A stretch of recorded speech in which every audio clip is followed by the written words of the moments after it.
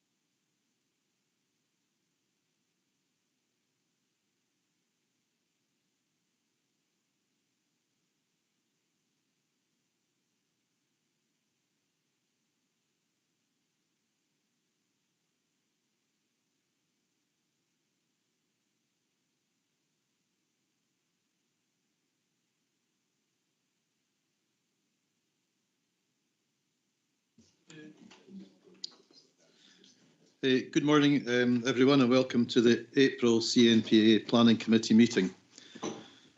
For those members of the public joining us today, either virtually or in person, my name is Russell Jones, the convener of the Park Authority's Planning Committee. Today's meeting will also be streamed live on the Cairngorms YouTube channel. We have apologies today from John Kirk, Michael Williamson, Steve McElwright and Hannah Grist. I'll now ask the clerk to run a roll call. Thank you, Alex. Jiva Blackett, Yeah, I'm here. Sandy Bremner, Morning. Jackie Breer, Morning.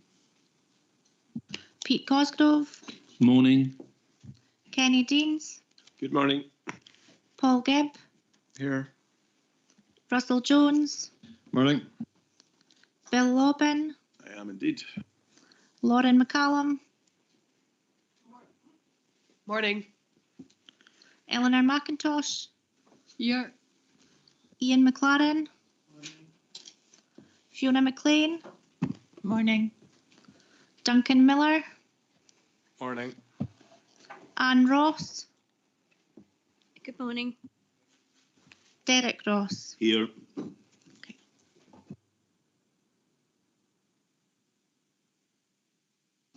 Okay, thank you. Members, to help move the business forward effectively, please keep your questions succinct and to the point. Focus firmly on clarification of technical or planning issues. Once we have moved into the discussion phase of an application, it would be helpful if members could indicate at an appropriate point if you're minded to put forward any proposal regarding the officer's recommendations. Please raise your hand to indicate you want to speak. During the meeting, please make sure your microphones are muted unless you are speaking to ensure premium sound quality on the live stream. Should a member wish to pull together an amendment to the motion of any items today, a breakout room is available and the details are on your board memo. You will be joined there by Peter Ferguson, our legal advisor from Harper McLeod, who is attending today's meeting. Good morning, Peter. Item 2, minutes of previous meeting on the 13th of March 2026 and matters arising not covered elsewhere. Can I ask if the committee is content with the accuracy of the minutes from the meeting on 13th March? Yeah. And we're happy to agree these minutes. Thank you. I will move a motion later in the meeting to take the draft minutes from our confidential session on the 13th of March. Item 3, matters arising. We have some action point updates and I'll hand over to our planning manager, David Berry, to go through these. Thank you, David. Thank you, Convener. So a couple of action point updates just from the last meeting. So paragraph 14, bullet 1 of the minute, we had an action for an informal committee or board discussion session to be considered on how to support delivery of community-led initiatives, such as the flood defence bond at Dalwhinnie that we'd considered at the last committee. That's in hand. There is a board business session on community development taking place later this afternoon, as you'll be aware. That will look at obviously how we are currently supporting community initiatives and how we can look to continue doing that as we move towards the next National Park Partnership Plan. Secondly, paragraph 19, bullet 1, officers to follow up with the Scottish Government on the potential for review of existing permitted development rights using the wildlife ponds application that we considered at the last meeting as an example. Again, that's in hand. Officers will take appropriate opportunities to raise the potential for case for review with Scottish Government. Thirdly, paragraph 19, bullet 2, officers to consider preparing a guidance note on what constitutes permitted development versus what requires a planning application for ponds. Again, that's in hand and on a consideration. We'll look to develop guidance on that and bring that forward as quickly as possible. Fourthly, paragraph 30.1, officers to have a conversation with NatureScot about ensuring they assess SLQ 32 dark skies when appraising future wind farm applications around the national park. Again, that's in hand. We've been in touch with NatureScot and we'll meet with them to discuss that shortly and make sure that is picked up. And then finally, at paragraph 38, bullet 1 of the minutes, there was a request for a planning committee visit to the battery energy storage facility at Boat of Garton to be considered. And again, that's in hand. We'll look at that and consider that as part of our ongoing planning committee site visit and training programme. And if we can arrange that, then we will take that forward. So that's a brief update on the action points. Hopefully that's helpful. Okay, thank you, Dave. Move on to declarations of interest. If members have an interest to declare, can you please be clear on the item number, the nature of the declaration, and whether you will still take part in the item or leave? Pete Cosgrove. Thank you. My company, Alapa Ecology, has carried out ecology surveys in relation to item 7, which is the Nethy Bridge Station Yard Road, and so I will be leaving the meeting at that point. Okay, thank you, Pete. Do we have any other declarations of interest? At this point, I will declare a declaration of interest in the item 5. I work for a company who have in recent years purchased timber from Pitmain Estate. So I will be leaving the room, and Deputy Convener Paul Gibb will be chairing this item. So I will now leave. Thank you.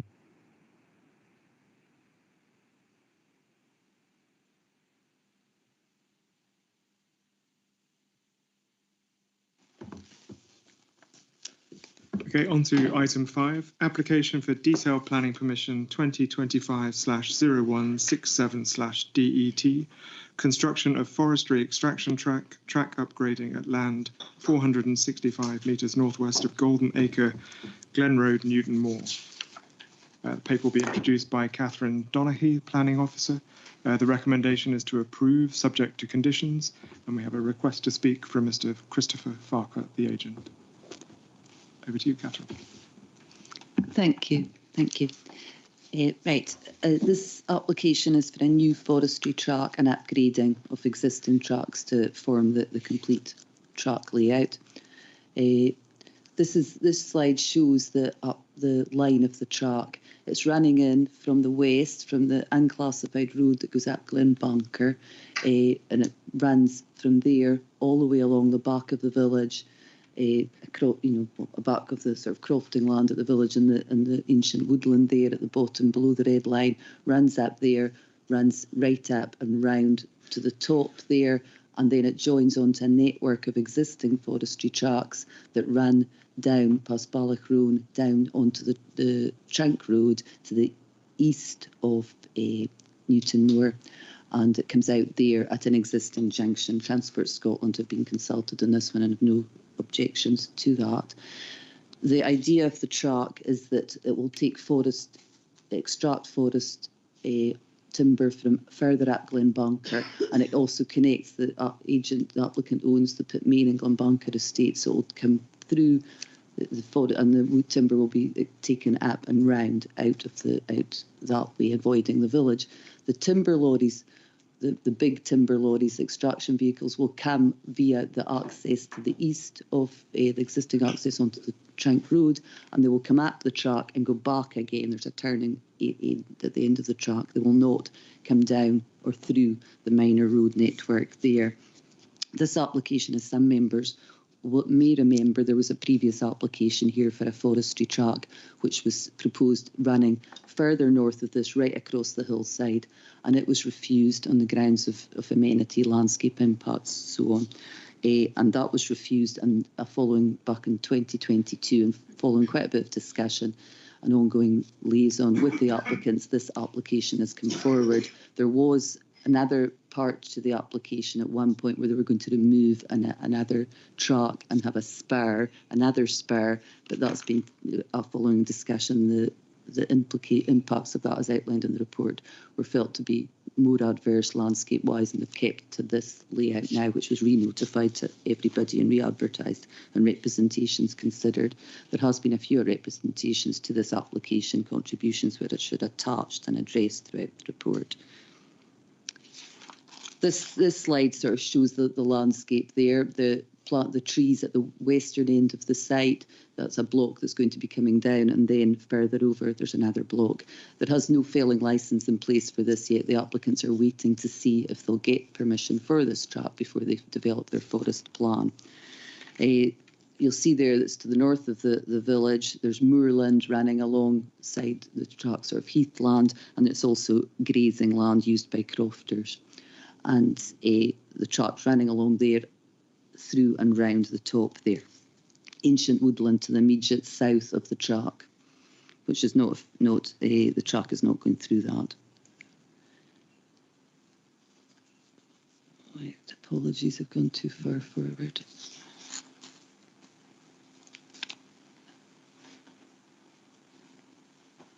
Yeah, there we go.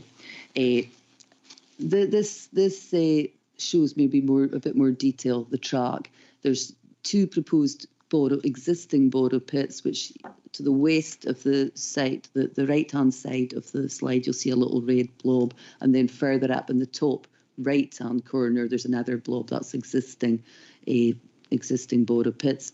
The track, the red line, it does not be showing up so well there, but the red line is the new track, and then it turns into, there's a black, as it turns the corner, it's strewn and in parts at the back of the village.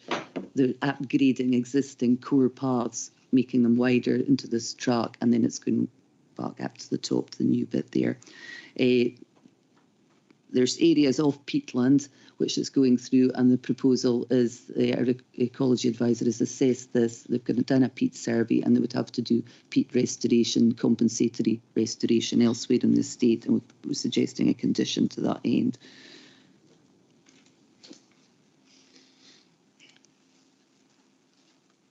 Slides have come in the wrong order, sorry. This is the indicative plans of the felling areas that they're going up Glenbanker, that this track is proposed to facilitate the extraction of timber and the replanting ultimately, but this has not been agreed. The forest plan hasn't come in yet.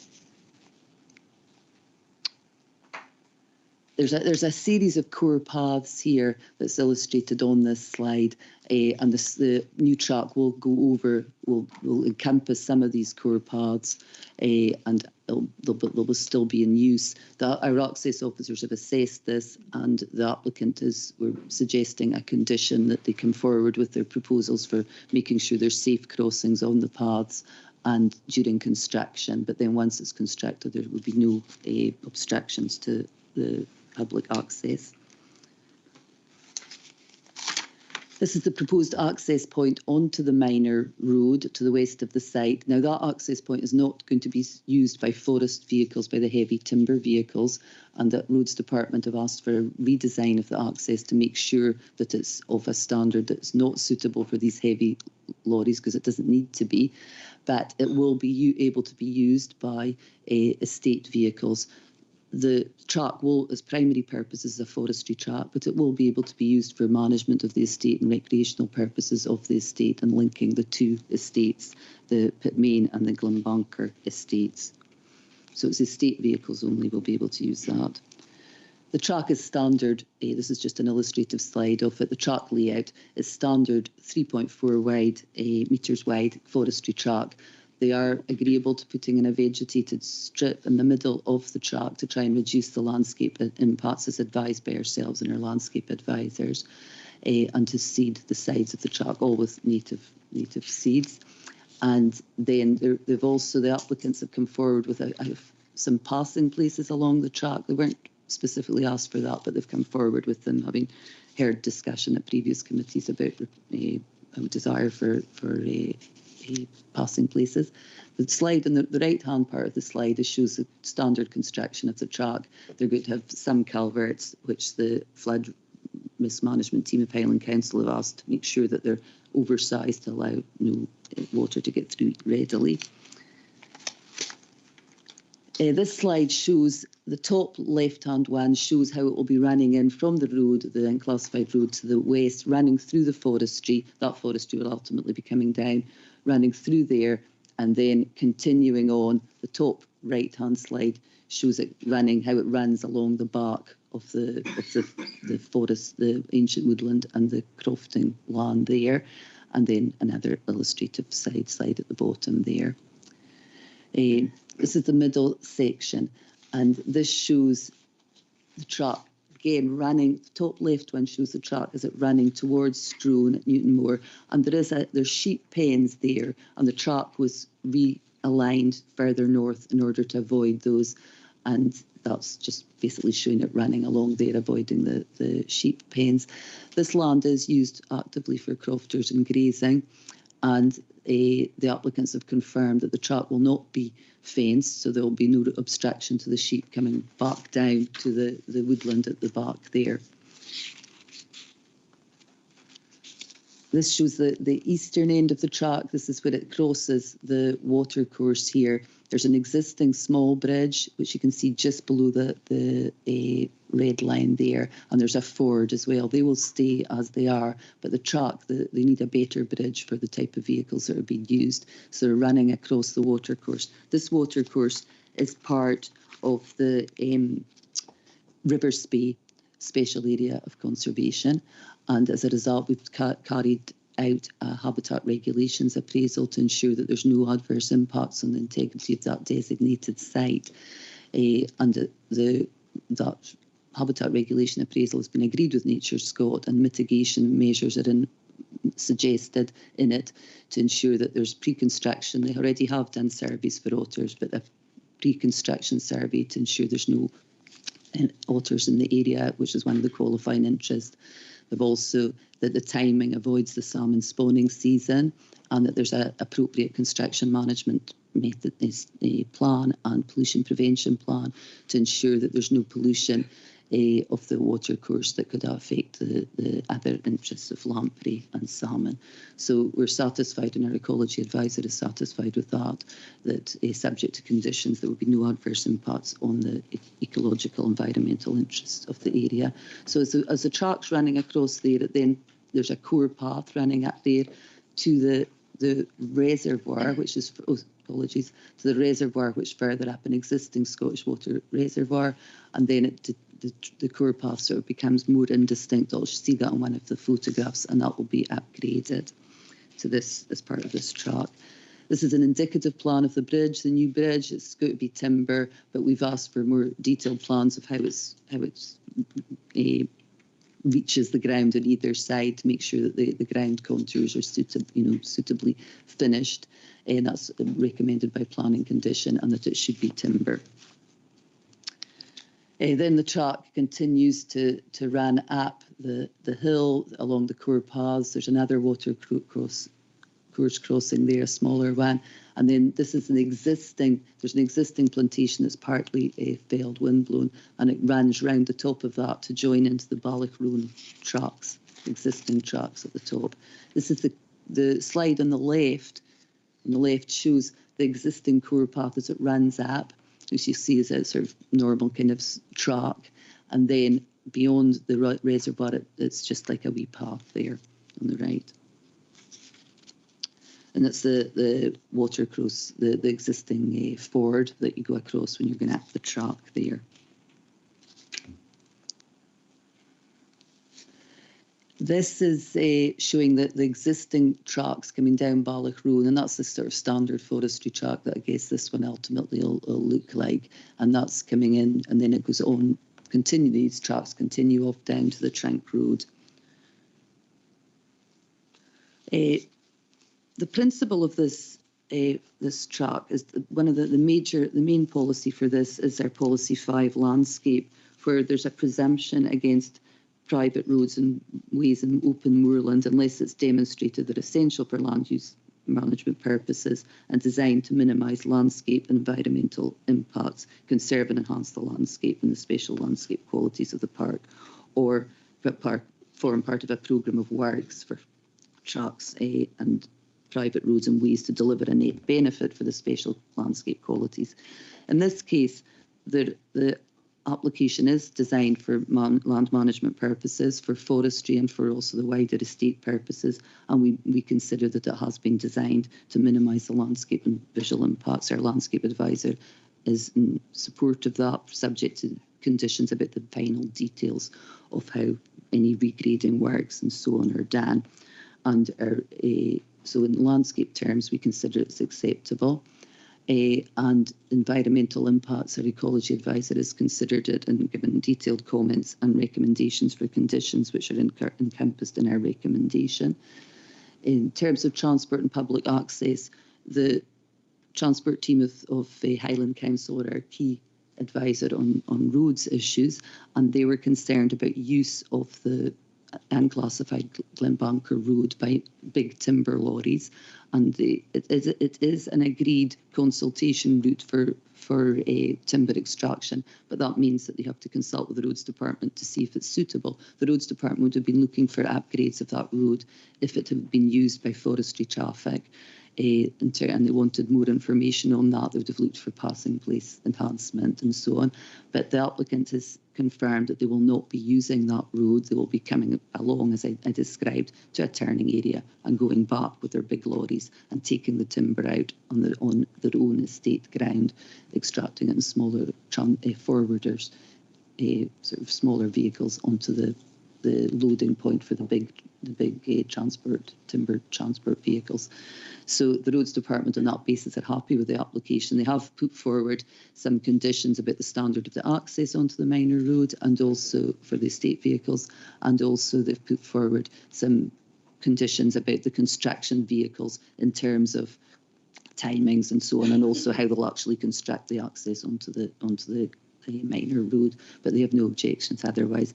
As I mentioned earlier, our access team are satisfied with the application subject to conditions about how crossings of the forestry track will be managed. In terms of amenity, there will be disturbance to some of the houses at Stroon. The nearest one's about 400 metres away, but that will be at the construction stage. And that's sort of, I suppose, normal. And then thereafter, there will, we don't believe there will be any impacts in the terms of amenity of any householders in the area. Cultural heritage, I should have mentioned earlier, there are hut circles and townships in the area, remains in the general area. It's a very rich archaeological area and no designated sites, but it is rich archaeology in terms of archaeology. And the the council archaeology team have asked for a condition that they should do further evaluation of the site, which the applicants are agreeable to do. They've done some initial work on that. In terms of servicing and drainage, there's no particular issues. The flood team are happy that we get further details on the culverts and so on, and are suggesting that by condition. We've asked for biodiversity enhancements. The applicants they've put forward a ecology survey, a review survey, which gave some recommendations for mitigations for enhancements, ecology, biodiversity enhancements, some additional planting ideas, and fencing off of juniper. And we're recommending a planning condition that we should get the final details of these biodiversity enhancements, which can be informed by the detailed comments of our ecology and landscape advisors. And on that basis, we're recommending approval of the application subject to conditions to cover the details of the final submission. But we do believe that the application complies with policy and that there's sufficient information within it that we're confident that the planning conditions can be developed in detail. So on that basis, we recommend approval of the application. Thank you. Thank you, Catherine. Now I'll move on to any questions of clarity for Catherine, and I have Eleanor. Catherine, you mentioned the track would have a strip up the middle. I thought from previous discussion that we were going to move away from that with regard to fire, because it proves like a stepping stone for the fire, and I just wondered, have I got that wrong, or should we not be reassessing our policy? I totally get why we want the strip for landscaping, but just purely from a safety aspect, I thought, and I still think, we should move away from that requirement. Yes, you're right on both counts that previously it's been discussed about the vegetated strip, that it could be an issue in terms of fire. But my understanding of our fire management plan, and we have discussed this, is that the primary purpose of this track is for forestry. Its primary purpose is not, we've checked that with the applicant, it's not as a fire management tool. They're not putting that forward as part of the application. And when we're reading through the guidance that we've got on fire management, when they come forward with fire management proposals, they've got to see how's it contributing to the management of the spread of fire or stopping the spread of fire. And a track of this width in this particular location is not considered that it would be working as a fire management tool. That's my understanding. I'm sorry, Catherine, but I disagree. I think we should be considering fire at every application that comes forward. I mean, there was a huge amount of open moorland there. We're talking about new planting the trees. There's a fire hazard there, and I think it should be in our sight the whole time.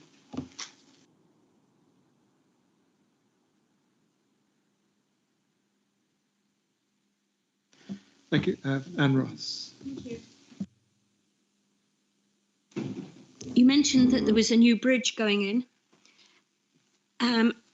Will the bridge be remaining once the forestry has been removed, the wood has been removed? And if so, will the location be put back to where it was?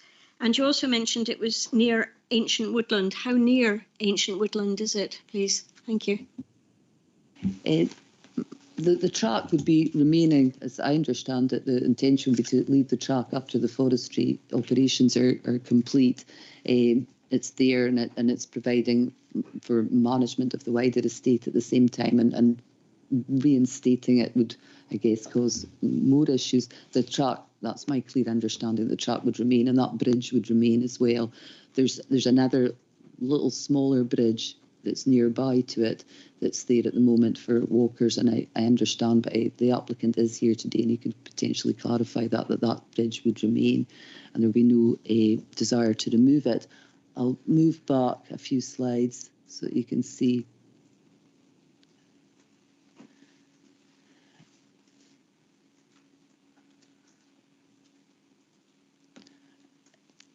It's difficult to focus, to enlarge in there, but that green area, that dark green area, is the ancient woodland, it's sort of birch woodland, and that sort of big area of green below the track. The track is a good distance away from that. I don't have the exact measurement, but there's the woodland is fenced, and then there's a bit of moorland, and then there's the track. So it's not right next to it, and it's not going through it. So we're confident that it wouldn't be affecting Thank you. it. Thank you. And Derek Ross. Thanks, Catherine. We have in Appendix 3 initial Community Council comments. Have there been any other Community Council comments? Because that would suggest that those are the initial, that there are more comments to come. Have the Community Council met again to discuss this issue? We got that letter.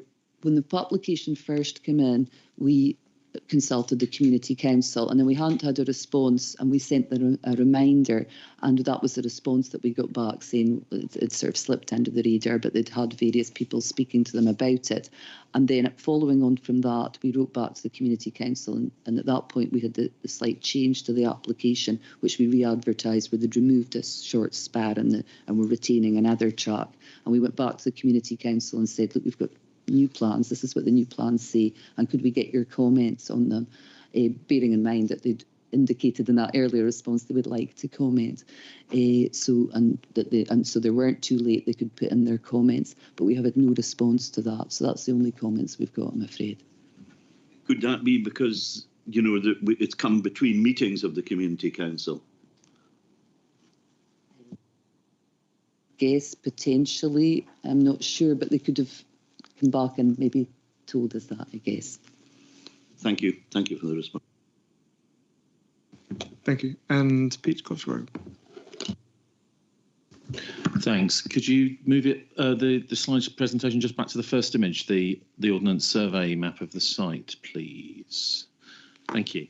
So I completely agree with Eleanor about the potential role of new tracks in helping strategically fight fires. I understand that this is not primarily a fire road. I get that, but if you look at that map, Newton Moor is protected on the south side by the Spey, the Old Fate Viri on the north and east side, and the Spey on the west side. The only way that a wildfire would look like it could come down would be from the Grousebutt moorland area in the northwest. And a strategic track cutting across that without a strip in the middle would provide a much better defence against wildfire than one with a strip in it. Now, it won't necessarily stop it, but we know from experience that they can be quite helpful. So my concern is that landscape and visual effectively considerations of track design are not taking into account wildfire risks, and I think we should be taking that into account as a serious consideration. And I would look at getting a condition the other way around, is that I don't want to see a strip in the middle, and I think that would help protect Newton Moor from wildfire risk.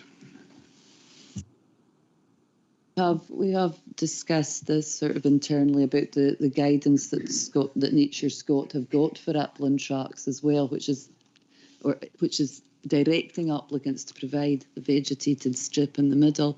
And I guess we're going to have to, if this has become a key issue, we're going to have a further discussion with Nature Scott and think about it a bit more. David Berry.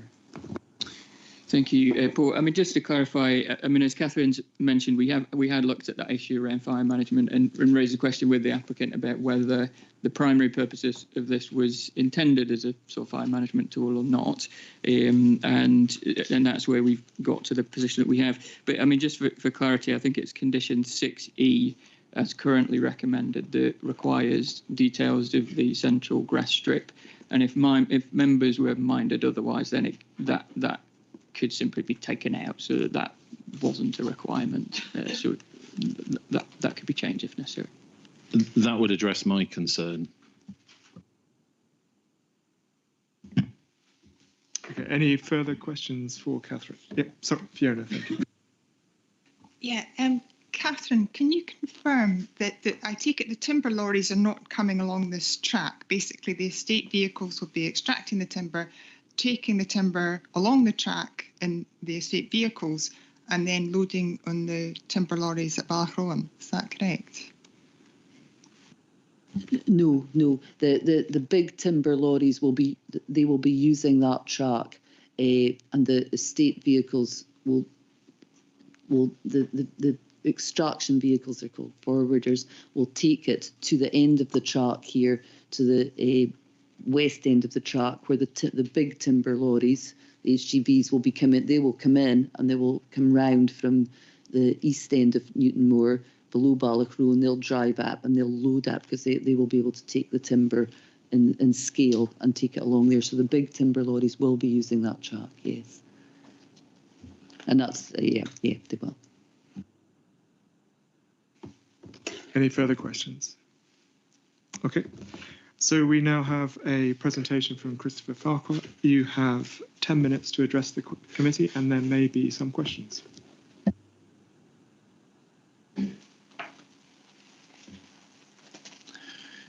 Good morning. Thank you for the opportunity to speak in support of our application.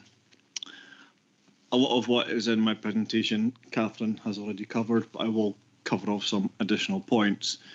So just for some context, the boundary of Pitmere and Glenbanker Estates is shown on the image on the right-hand side.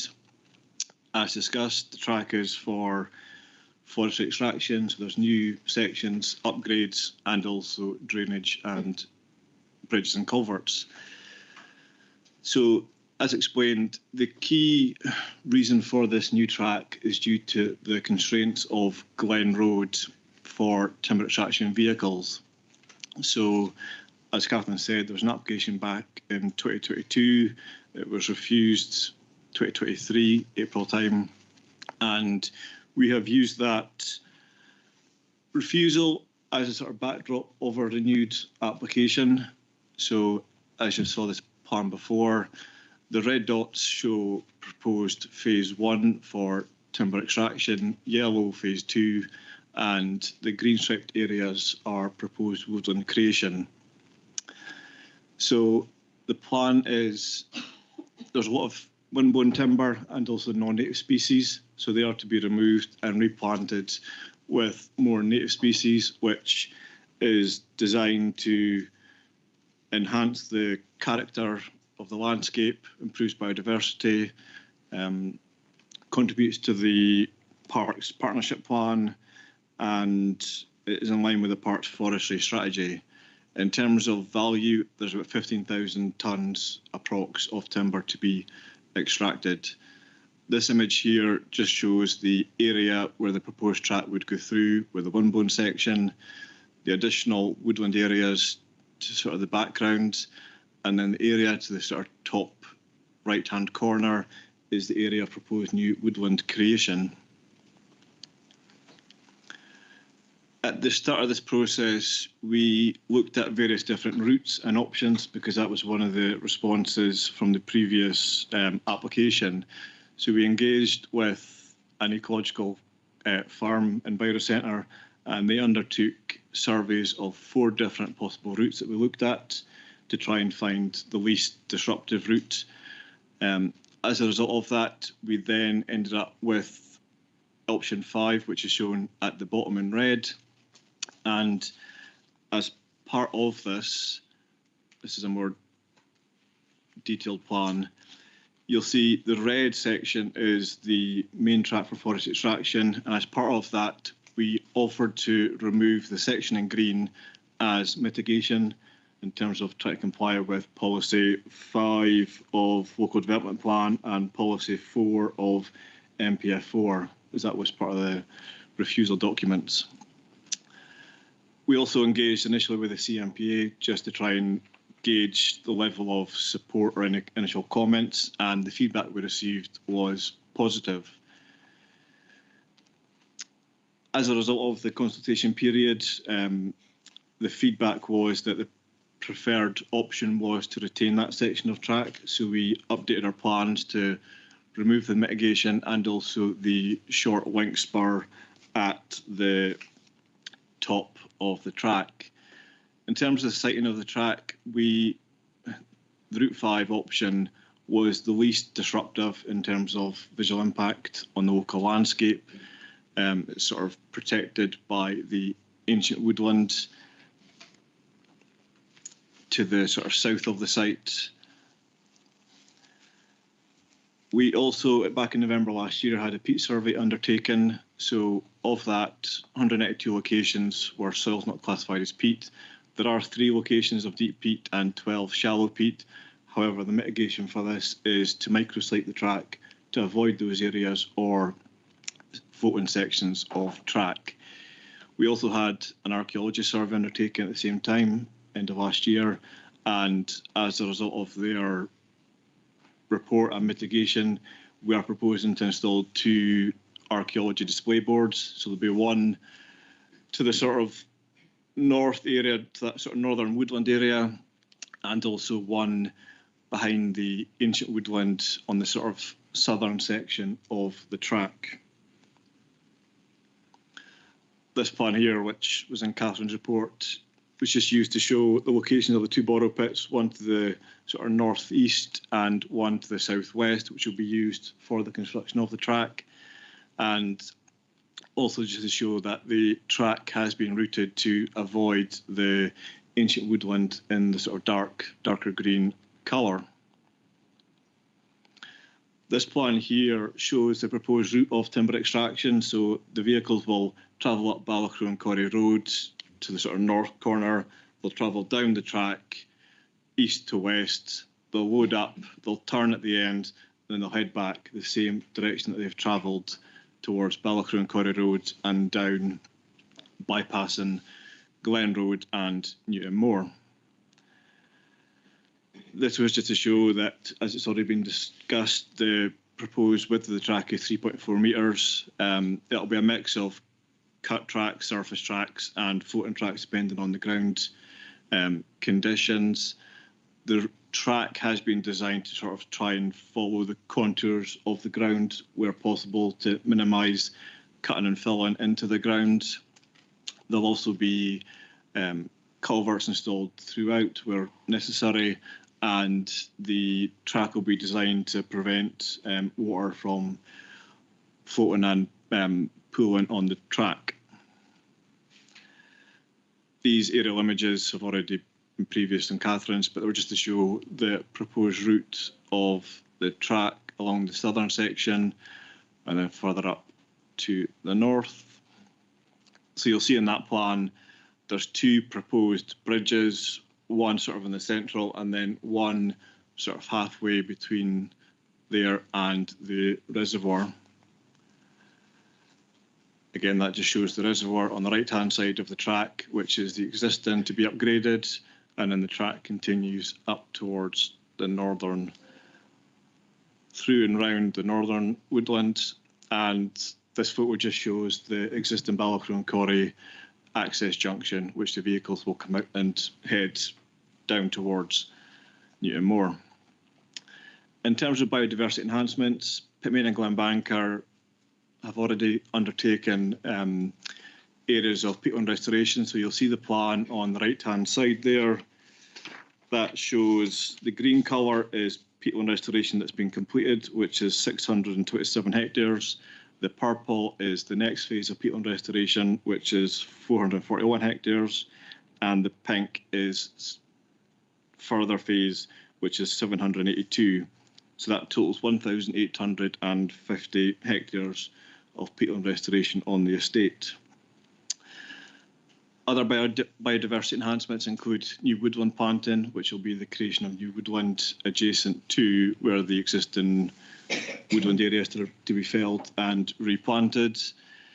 Deer management, their estate is aware of deer population as a Scottish Highlands issue. In terms of last year, the target for culling was 25 plus 9 calves. Their actual was 152 red hinds and calves and 30 stags. So they're exceeding their targets last year. And again, their plan is for this year as well. The River Calder restoration works, Pitmain and Glenbanker were involved with that, which included 70 acres of riparian woodland creation. And there's also windblown trees that were embedded in the river, which created natural barriers and also helped improve salmon spawning habitats. In terms of proposed mitigation, as I said before, the track is sited to You have 1 minute. avoid cutting and filling into the ground. It's been designed to reduce the overall visual impact. An ecological clerk of works will be involved to oversee the works, and as I said, there'll be 2 archaeological interpretation boards as well. In terms of habitat mitigation, trying to avoid blanket bog through micrositing, reuse stripped heathland where possible, native species for any reseeding works. There'll be buffer zones around the ancient woodland to protect, and we will also follow SEPA guidance and that of the Ecological Clerk of Works. Thank you. Any questions for the agent? I have Anne Ross first. Thank you, and good morning. Thank you for joining us this morning. You talked about an archaeological survey. Is that a standard requirement, or is that an addition, something that you're doing voluntarily? And what do you expect to find? That's my first question. The second is, you mentioned a reservoir. I don't think we heard about that previously. Is there going to be any impact upon the reservoir? I'd like to know tease that out a little bit more. And then it was mentioned previously that there was, I'm going to say a resident, somebody living locally to this. What mitigation are you putting in place during the extraction phase, which will be the most noisy and disruptive phase? so that there's as little impact as possible to the residents. Thank you. Hello. Firstly, in terms of the archaeology, it was done through a request as part of the planning, but it's also as one of the conditions because the area is so rich in history. So that is one of the conditions which we're happy to accept, which is a walkover of the site. And it's also why we've got the two interpretation boards to try and improve and enhance the area for, because it's well used by walkers in the area for the existing core paths. In terms of the reservoir, I'll try and go back. So the reservoir there, you can see on the right-hand side of the track, should remain unaffected. The access to that is through the existing track, which will be upgraded as part of the works, which will effectively enhance that access for any vehicles up to the reservoir. So we don't foresee any issues or impacts on the reservoir. In terms of the residents, there will be restriction in terms of during the construction of the track within set hours, which would be as expected for any construction site, to avoid an impact. As Catherine said, I think the nearest house is 400 metres away, so there is a sort of buffer zone between any local houses and where the works will be undertaken. More so as you go up further north of the track, you're even further away, so there'll be less disruption. However, that will be part of any plans and agreements with the contractors to minimise disruption. And in terms of timber extraction vehicles using the track, again, they would be restricted to timings for when they could extract during the day. However, because of that buffer zone between the track and the local houses, I wouldn't foresee any issues or sort of noise complaints, etc. If I could come back, please. Will they be extracting, we're constructing the track and extracting timber on Sundays, or even collecting the timber that's been extracted on Sundays? Thank you. The construction hours would probably, I would imagine, be set between during the week, Monday to Friday. There would be set hours for the contractor. On site, there would also be Harris fencing, etc., to try and maintain the site as least disruptive as possible, but happy for that to be conditioned if necessary. But the works would be during the day, during the week, and try to avoid Sundays.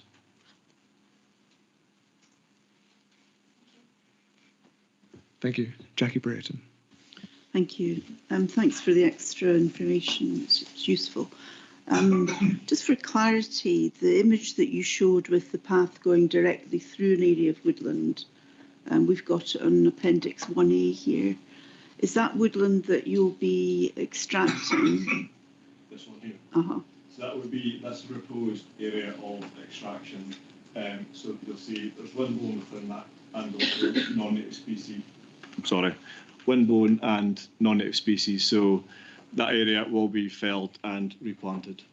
So replanted with the native species, Native species, that you mentioned. correct. But the track will still be going through the centre of that. The track will go through that, so there'll be the width of the track and sort of slight minor either side. However, it's minimum disruption within that existing woodland block. And the second point was just, you mentioned, I think Catherine mentioned that you hadn't actually put a forestry management or land management plan together until you see the outcome. So if the outcome of this application was to not approve it, what impact would that have on your general plans? Well, our colleague Ewan Harris, who's involved with the management, is maybe a better place to answer that question, if that's okay. That would mean that we couldn't extract any of the timber and from any of these plantations, and it would put a stop to us reconfiguring that landscape within the glen, and would probably stop us being able to, well, certainly stop us being able to replace the non-natives with natives, and also the expansion plans as well. So you couldn't extract any of the existing timber without this track? None at all, but yeah. Thank you. Thank you. Derek Ross. Laura McCallum. Yeah, just on that, please, that would be helpful for me to understand. Why could you not extract any of the timber if the new track wasn't approved? It's due to the existing Glen Road and the constraints with that, and objections from transport teams. So years ago, as part of the initial application, there was reviews of that existing network of minor roads, and the issues were Newtonmore and Glen Road up to the location. So that was part of the reason for looking at a track and how we can extract timber.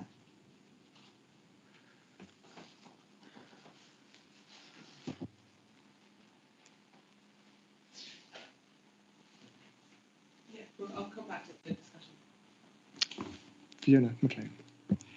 Yeah, no, I was just wondering, presumably, obviously, further up Glen Banachar, when you're extracting the timber up there, you're going to have to move it with estate vehicles to where the end of the track, where it will then be loaded onto the timber lorries. Now, so are those estate vehicles, have you considered it being possible to actually remove the timber with them and just use Glen Road and then take them to another destination where there would be timber lorries? I just wondered if that has been considered. Thanks for that suggestion. So the estate vehicles described are timber forwarding wagons, which can take 6, 7, 8 tons of timber on them, compared to the HGVs, which can take 25 tons.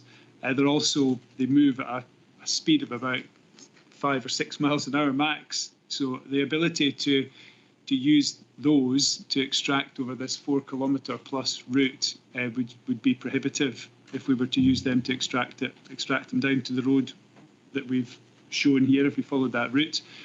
The Glen Road, I don't know if anybody here, plenty of you have been up and down it, but I mean, you would not choose to meet a timber wagon on that road. It's very perilous, and as Chris has said, the Transport Scotland, the roads team, said that we couldn't use that to extract timber, so that's why we were. Sorry, I was meaning not the timber lorries, but the estate vehicles going down Glen Road with the timber. That's what I was meaning. Yeah, as I say, I don't know if you can look for an image of a timber forwarder. They're not suitable for use on the road. They wouldn't be suitable for the Glen Road, and we wouldn't have anywhere to take the timber. We would have to then drive up the main road through Newtonmore and find somewhere to stack it. It doesn't make any practical sense for us. Any further questions? Okay, thank you very much. That concludes your time. Catherine, any response to the agent's points that he's raised? No, I don't think so. Okay, thank you. I think we move into debates now. If anybody would like to start. Pete Cosgrove, thank you. I don't want to sound like a broken record, but I think I've got also a slight solution to my issue of this, which is that the strategic fire break, which I think that the track operates under, would be relevant for the southern section, because that's the bit that protects Newtonmore. It's also visually hidden behind woodland for most of the time, so it's less visually intrusive. And then when you have the dogleg on the north-south section, and you go over a bridge, you've got a stream there that acts as that fire break, so you wouldn't need to be so we say stringent on that. So you could have a strip up the rest of that, and that would be visually seen from elsewhere, going up a hillside. So I think you can have the landscape and visual considerations properly addressed for that north and south bit, which I think is the most visually arresting from elsewhere. But I think that southern bit is what I'm talking about. So that's what I'm proposing. Are you proposing that then as a condition? Yes, as a condition. Great. Yeah. Kenny Deans.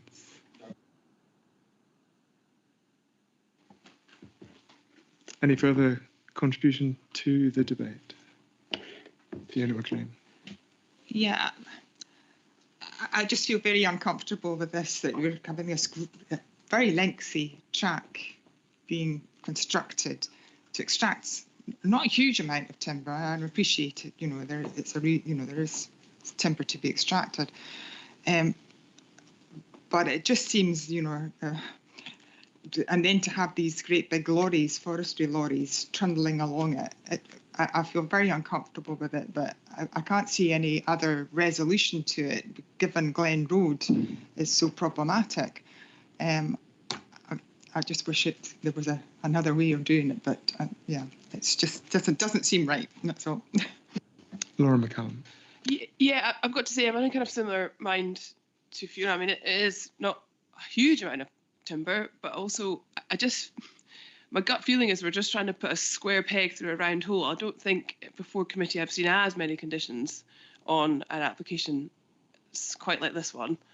And so, but I kind of feel in a similar position that I can't quite see, yeah. I just don't see how we could kind of move forward with a motion, but it still kind of doesn't really sit that well. I think there has been some pretty convincing evidence kind of put forward. So I don't know how other members feel, but for me, it just, in my gut, it kind of feels like trying to put a square peg through a round hole. Kenny Deans. It just seems to me that having sat through the last application, that the estate have gone to a great deal of trouble to find the best solution to the issue of extraction. The extraction process is a limited time activity. The road, while it provides good access for the estate for other sporting reasons, it will also provide access to local people to use that route. It's currently quite busy in different ways, cyclists and walkers. So I think, given the work they've done with the national park planning and the overall changes, I think they've ended up with a best fit solution. Thank you. And Ellen McIntosh. Yeah, I would just support what Kenny said there. I think there has been a lot of work gone into this reapplication for this track, and I'm prepared to support it on the basis of what Pete put forward about the centre of the track vegetation strip. Okay, Bill Lobban. Well, I appreciate that we're actually looking at an application for a track, but is there any way that we can add an informative that conditions the extraction phase to the same timescales as item and the informative 4? So from 8 to 19, Monday to Friday, but maybe Peter would need to tell me whether I'm talking nonsense on. David, if you can comment.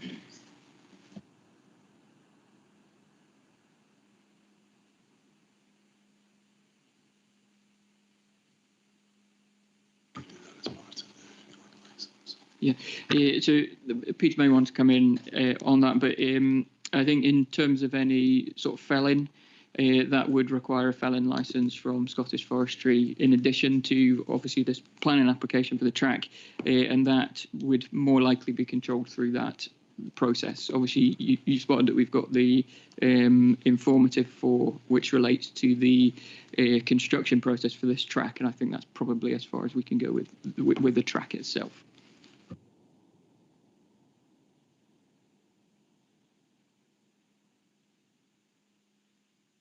Thank you. And Anne Ross. Thank you. I'm happy to support Pete in what he said. I actually commend the estate for the work that you've done. I think you have gone back and listened to what was required. And at the end of the day, it's a business, and you've got to be able to extract the wood to contribute to the running costs of the estate as well. So I see it from all perspectives, but I think that the work that you've done, and given what Pete has suggested, I would be happy to support it. Thank you. Thank you. And Duncan Miller.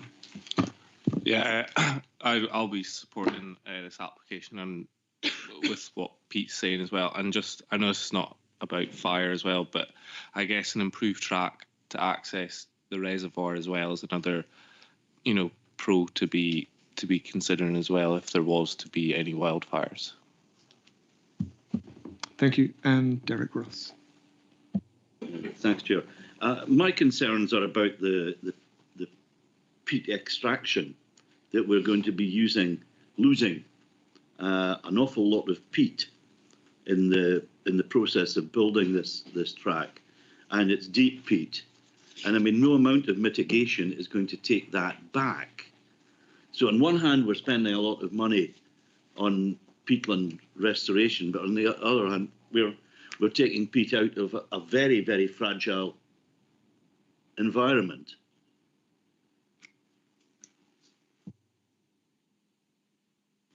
Pete Cosgrove.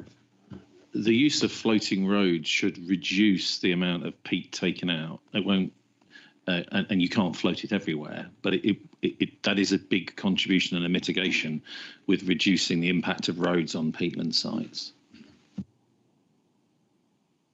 Sure. I mean, it does say, it says that it will be taking the road plus a 30-metre buffer on either side. So that's a lot of peat being taken out of the. Maybe I've got it wrong, Catherine. You're looking like I have got it wrong. But it seems to me that there's an awful lot of peat being taken out for this road, and I mean we're looking at a phrase, wider estate purposes, and. What wider estate purpose is it? Is this just going to be used as a road for sporting clients of the estate? Catherine, can you help with a point of clarification, please?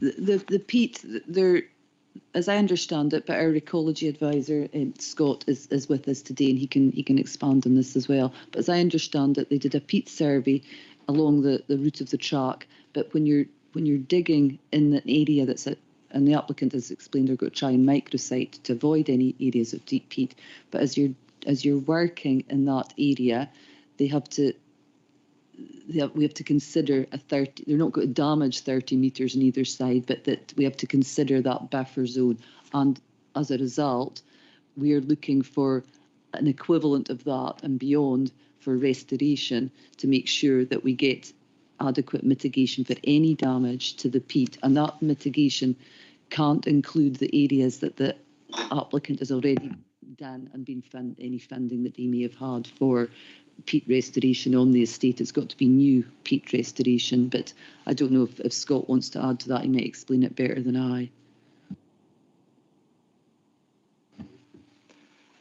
Thank you. Any other points for the debate?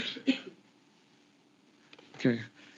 There's some concern and anxiety from a small number of members. If you wish to put forward an amendment, now is the time. Otherwise, I think we take forward the recommendation to approve subject to conditions, including an additional condition as put forward by Pete Cosgrove. Is that acceptable? Yeah. Thank you very much.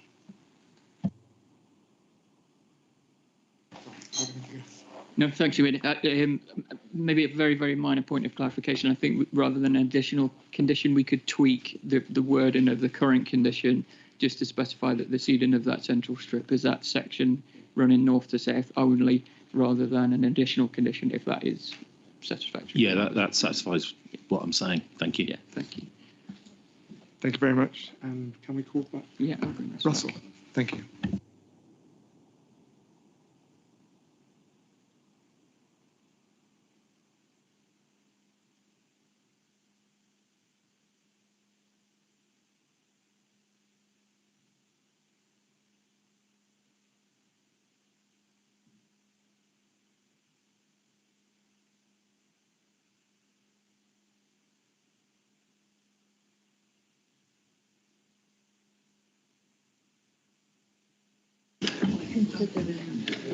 I don't have the convener to consult, but if we have a 5-minute comfort break now. Thank you.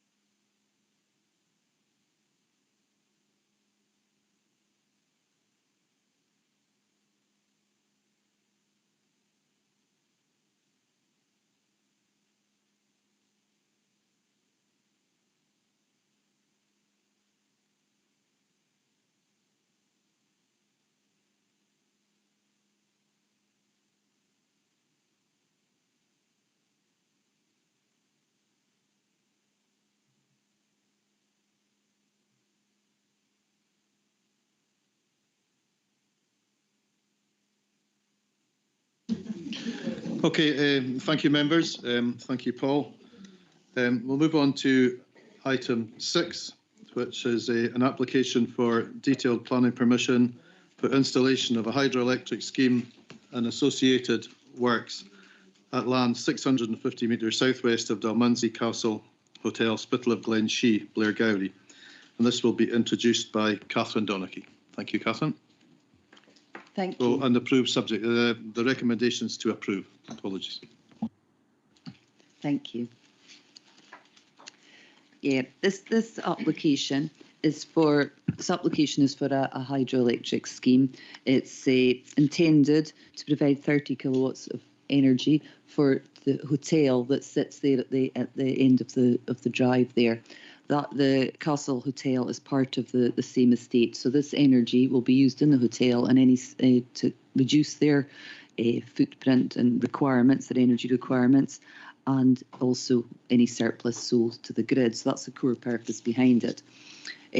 Now, the site itself, as you see there, it's there's Spittal of Glen Shee. It's to the west of Spittal of Glen Shee, and there's a tarred private road that runs up, which is also a core path which goes up to the hotel at the top there.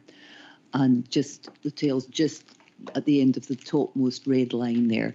And so that core path runs along there, then it runs, the core path continues at the top to where the words Glen Shee are there, so it runs back along. So there's a core path there running along. The scheme itself is to the south of the Shee Water, which is a tributary of the River Tay Special Area of Conservation. So accordingly, a habitat regulation appraisal has been carried out for that, and it's concluded that subject to mitigation, the sort of standard mitigation about the timing of works to avoid the fish season, construction method statements, which we have got from the applicants, and that there should be no impact on that particular designation. The access is taken off. There's the minor road there just to the west of Spittal of Glen Shee. You'll see there's a red line coming twisting up through the forestry. That's an existing track that will be used to access the site and for the construction and to do the works. And there's also going to be a lay down area for any smaller materials down at the end of the track there at the field. This just shows the aerial photograph of the land there, and you see the track running through, the existing track running through the woods, and then there's blocks of conifer planting around the area, and the site itself is sort of up in the hillside. No new tracks are required for this. It's all existing infrastructure. To the south of the site is another designated site, the special area of conservation, the special protection area, Forest of Cluny, and also the Cairngorm Massif, and that's designated for bird interests, including golden eagle, and that was part of the habitat regulation appraisal as well, considering the impacts on those species. This left-hand slide probably shows the components of this proposal better. It's a turbine house. Well, the bottom part of the slide is the secondary intake, the first sort of intake. Then it diverts water down to the primary intake that then runs down through there'll be a pipe, a penstock running down, taking the water down to the turbine house, and then the turbine house will generate the electricity, which will go across to the hotel. And there'll be a tail race taking the water back into the barn, into the water courses there. This whole process of abstracting water and returning it, there will be water still running down the barn, obviously. They're just taking off so much, and that will be controlled by SEPA under their licensing regime, which the applicants, as I understand it, have applied for that licence from SEPA. On the right-hand side, you'll maybe see it in a wee bit more detail.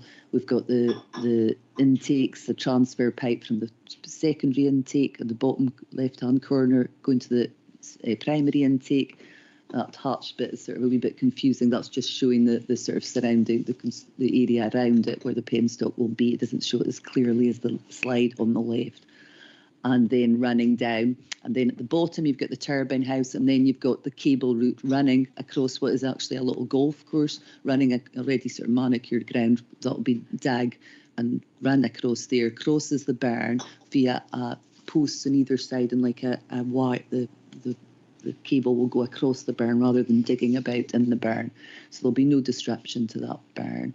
And then there's an existing wee track coming up on the top right-hand corner, and you see a little square just above what it says existing access track, and that's a lay-down area. There'll be very minimal amounts of construction vehicles for this, about 6 to 8 HGVs in total, and the construction period for this is about 6 weeks. So it's a fairly small-scale operation. These are the various components. On the top left-hand side is the turbine house, which is very small, timber building, 4 by 4 metres, standard timber clad, and a steel roof, just like any sort of small agricultural building, I guess. The secondary intake at the top there, that's low impact as well. It's made of log. It's a log design, so it's got no sort of very small visual impact. And then the primary intake is a standard, what they call a Coanda screen, a standard sort of steel screen that the water comes over and through, and then concrete on either side to keep it in place. But because it's in a kind of little gorge, and there's rock on either side, they don't have to do as much work as you would normally with this. They can use the rock, and they're not planning to sort of blast into the rock, as it were. So it's fairly simple designs. This is the to show you the turbine house in the landscape. You see, as you're driving up the road to the hotel, you're looking across, and on the left-hand side is you can see that little wooden block is the visualization of the turbine house, and it sits at the bottom of embankment. At the top of the embankment, there's some sheep pens and agricultural type structures, which are, I would, in our view, are more obvious in the landscape than this little turbine house will be. And it sits at the bottom of the slope, sits quite comfortably in the landscape there. And on the right-hand slide, you can see that in the aerial photograph. But then there's these bright green areas. That's some proposed planting, but enhancement planting, and that will be native planting. We don't have the full details, but we're recommending a condition to get the details. The applicant is proposing native planting, and our landscape advisor and ecology advisor have given input as to what sort of species would be suitable there. That will provide riparian planting and shading of the watercourse, which is great. So rather than doing planting further upstream as any biodiversity enhancements. This is the views from the road going up to the hotel. The left-hand one shows you looking across at the where the turbine house will be. That's the turbine house location at the bottom of the slope, and then that's looking back down from higher up, looking down to the where that will be. So a landscape advisor is comfortable that will sit very comfortably in the landscape with no impacts, negligible impacts rather. The primary intake has also been carefully designed to try and use existing infrastructure. So there's an existing ford and a track that are running along. So the left-hand slide shows that, and the proposed intake is just below that. And there is a little visualization of Dan of how it will sit in the landscape. So it's sitting right down within that little gorge. Again, there are more photographs to show that. You can see the ford on the left-hand side. You can see the ford and where the track runs off, and the water coming down. And then where in the middle slide, they're standing, showing how it will sit in the landscape there.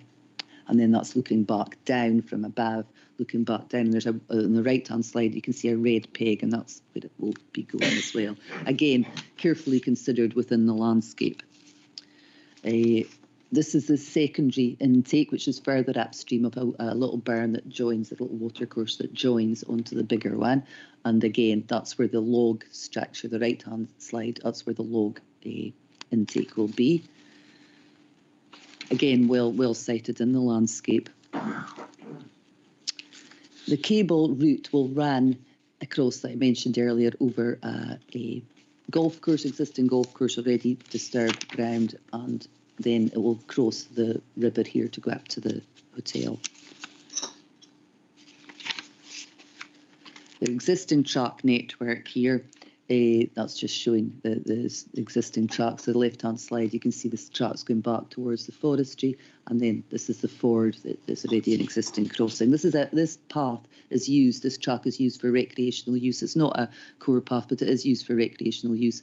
The outdoor access team have assessed this, and the applicant has put in an outdoor access management plan, which explains how, it's explained in our report, how they will deal with anybody that's walking across when they're trying to walk across when they're actually constructing the primary intake. But they would just, it will be a very short time period, and they would guide people across safely.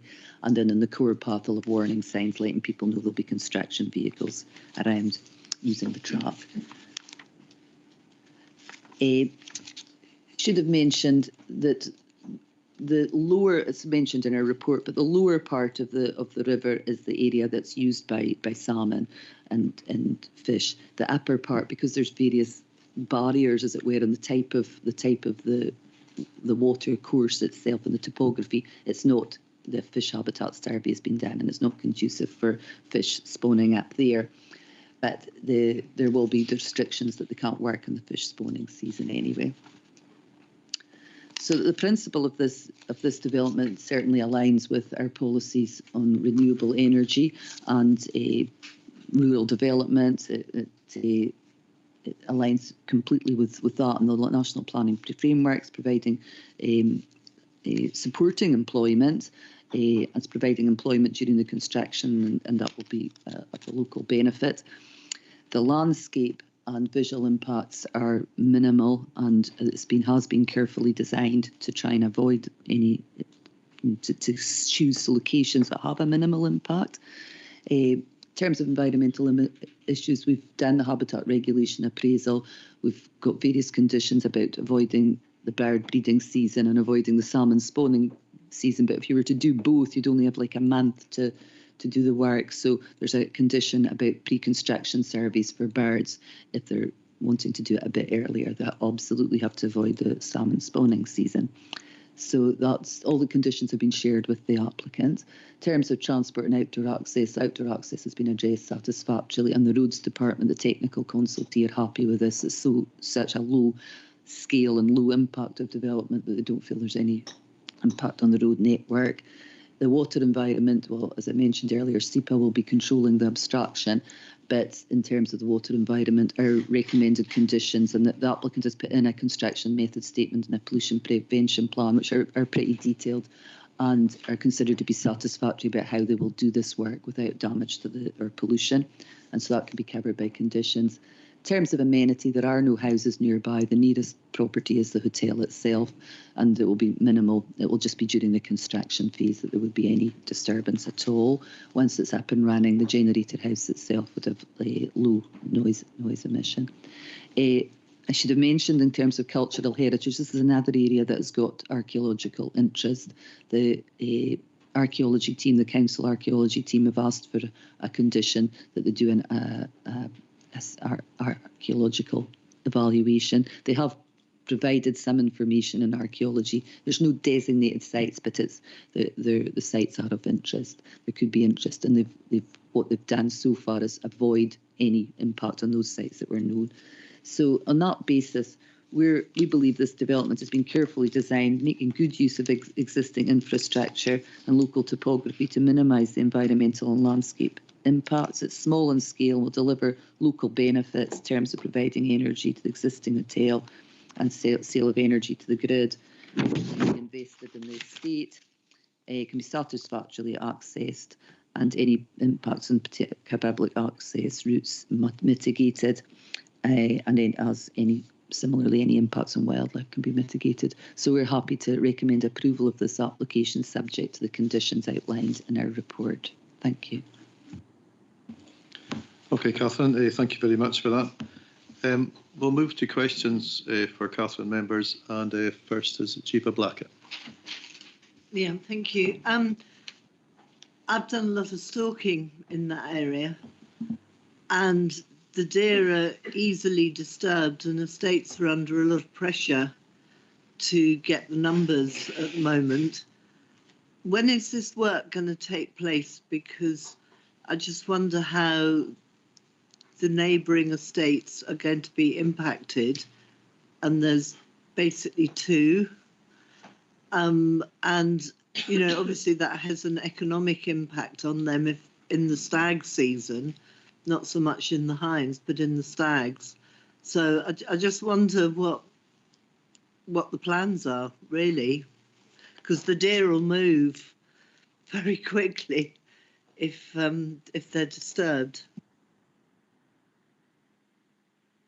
My understanding is that the applicants propose to do the works at the end of the summer, sort of August, September time, because we've got to, obviously, it's got to be suitable. They can't get into the spawning season. But we do have the applicant, somebody from the applicants here today, if there's any specific questions to answer that you would like clarified. But the deer management is not something that we would normally be considering in terms of the construction of the development itself. It's over a very short period of time, and it's fairly small scale. But that would be my understanding of things. But I don't know if you want the applicant to answer that at all. Is the applicant going to speak to us anyway?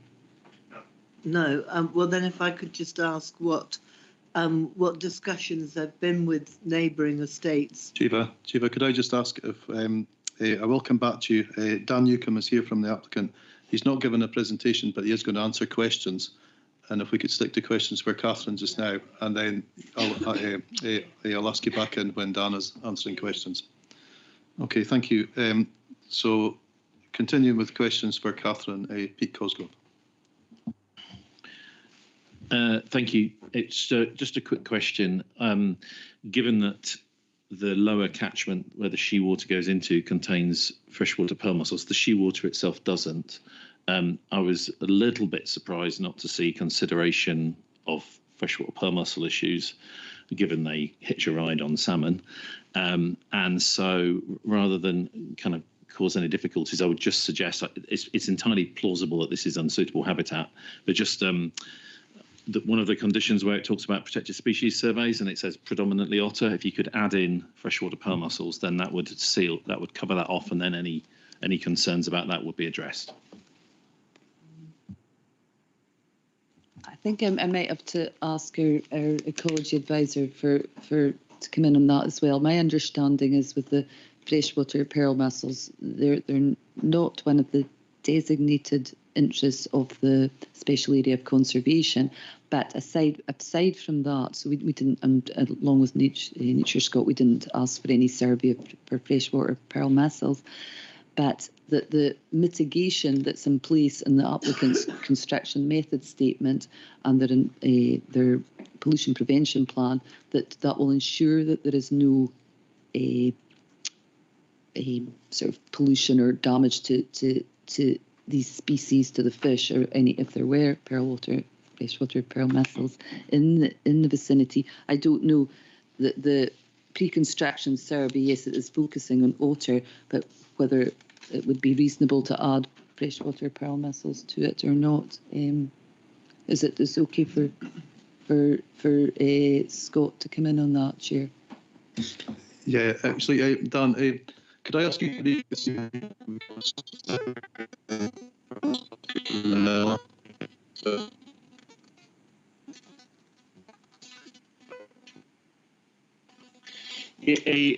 I think we can't completely kind of sort of rule out that freshwater pearl mussels wouldn't be downstream kind of sort of there, but we have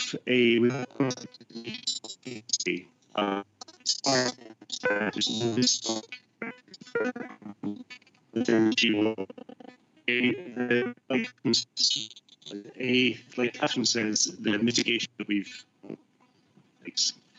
the mitigation involved in for sea lamprey and for Atlantic salmon. I don't think there'd be anything extra that we would ask for if freshwater pearl mussel was present further down. Hey, Catherine. Sorry, I should have added to that as well. The applicant did do has done surveys, And this condition number 4 is just an additional, that just before they start work, that they should do the pre-construction survey for otter being a mobile species to check that they're not sort of moved in, as it were. Thank you, Catherine. I'll come back to you in a second, Pete. I'm just going to ask Dave to come in. Yeah, thanks, Convener. I was just going to say, I mean, essentially, I think the main point that Catherine and Scott are trying to stress is, as far as the HRA is concerned, as far as the conclusions of that are concerned, I think we've come to the right conclusion on that. As far as if as a kind of, I don't know, a minor addition to that condition, just as a kind of belt and braces thing, I don't think we've got any major objection to adding that in the bit that's in brackets at the moment. I think that would probably be reasonable if that would. Yeah, that's absolutely fine. But my point wasn't about the HRA and the pearl mussel as a feature of the SAC. It's the point that freshwater pearl mussel is completely, fully legally protected wherever it is, whether it's in a designated site or not. And it would be remiss of me to not mention that I haven't seen any consideration of it, and the area is accessible to migratory fish, so it could have pearl mussels. Although I accept all the mitigations are likely to be sensible, I just think if we're covering this properly, we should at least ask that when they're doing their final checks, that pearl mussels are considered. And I'm very happy with what David said with that. Thank you. Okay, thank you, Pete. Eleanor McIntosh. Yeah, Catherine, just for clarity, can I ask about the wording on conditions? I picked it up on the application coming up on the deer larder, but I see it appears on conditions 3 on this application as well. When we set a condition and agree a condition, there is this, and I've never noticed it before, that says, if this is not possible. To me, that doesn't sit with setting a condition to then say, well, if that's not possible, do this. So what is the standing, what is the, who decides that? I don't understand the implication. I understand exactly what you're saying. In the first instance, if they don't do the works during the bird breeding season, that's fine. They can they can sort of carry on. But if they're unable to do the works out with the bird breeding season, which in this case I don't think they can, because if the out with the bird breeding season is in the salmon spawning season, so they've got a difficulty then. So if they can't do that, they've only got a month that's in between the bird breeding season and the salmon spawning season, because they're not allowed to do the works during the salmon spawning season. They've got a month, and I don't think it's realistic that they'll be able to do it in a month. So if it's not possible, then they've got to go out and do another survey of the site and check that there's no birds, ground nesting birds or whatever on the site. So, and then if there is, they've got to take appropriate mitigation, bird protection plans. But if there isn't, that's fine. So, but it's just to make sure that they do take cognizance of any birds. That's the sort of general. I don't know if that answers your question. No, it doesn't give me clarity on it, because I understand that's what we're saying, but is that legal? Is that a condition that's defensible? I understand the clause to be the condition to be an either-or scenario, and however the wording of the first sentence could be read as a prohibition of the works taking place within the bird breeding season. If the intention was to be an either-or, perhaps it may be better to reword it to say that, drop the first sentence and say, if development takes place within the bird breeding season, the following will happen. Now, that's on the basis that it is intended to be an either-or with an additional restriction during the bird breeding season. If it was intended to prohibit work during the bird breeding season, that would be a different matter. Yeah, and yeah, so it's a lack of clarity, just rewording it to make it clearer. Yeah. Would you be content with that, Eleanor? Okay. You happy with that, Catherine? I think it's, yes, Thank you, it's thank a you, good Peter. point. Yes. Members, do we have any more questions for Catherine? Okay, Catherine, thank you very much. We now have Dan Newcombe here on behalf of the applicants. As I say, there's not a presentation, but he is here to answer questions. And Jiva, if you would like to re-ask your question, thank you. Yeah, thank you. I'm actually very pleased to see that the Dalmansey Hotel is still alive, because it's been very quiet down there. So I'm glad to see you. But I would like to know what discussions you've had with your neighbours, please. I know that it's one set of keepers, but two different owners. It's quite complicated, because the deer, they move with, because there's a lot of people walking in that area as well, and the deer will move at the blink of an eye, as we all know. So I just really want to see that they've been considered in this. Thank you. If it was going to have an impact on the deer, we wouldn't be doing it. We stalk 45 stags a year, and through the season we're out 4 or 5 days a week. If it was going to do anything, we had any concerns about deer wise, we just wouldn't be doing it. Okay, thank you. Do we have any other questions for Dan? Okay, thank you. Dan, can I ask you to retake your seat away from the table? Thank you very much. We'll now move to discussion. Members, would anyone like to speak on this? Jiva. Yeah, I'm happy to approve it with the change in the slight changing in the wording. I think it's a good application. I like the idea of renewable energy for the hotel. And frankly, anything that keeps that hotel going is going to be good. It's great, and Glenshee needs it, so happy. Thank you, Jiva. Derek Ross. I'd be happy to second that. I think it's a very good application. I think it's the kind of application that we should be looking for renewable energy. I'd much prefer that to a very large wind turbine above the hotel. But no, I think it's an excellent application, and happy to approve it. Okay, thank you, members. Would anyone else like to speak? No, just echo what colleagues have said there. I think it's a really good and interesting application, and I wish you well with it. And that's approved, subject to conditions. Thank you very much. Thank you very much, everybody.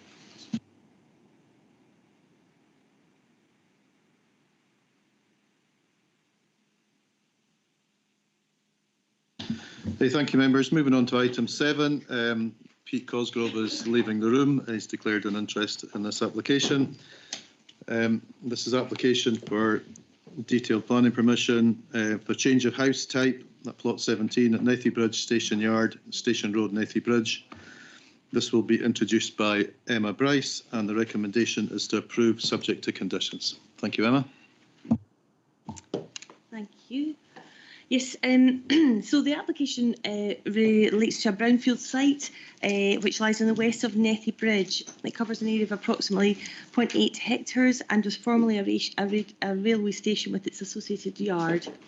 There's agricultural land lying to the north and west, existing residential properties to the east, and Station Road to the south.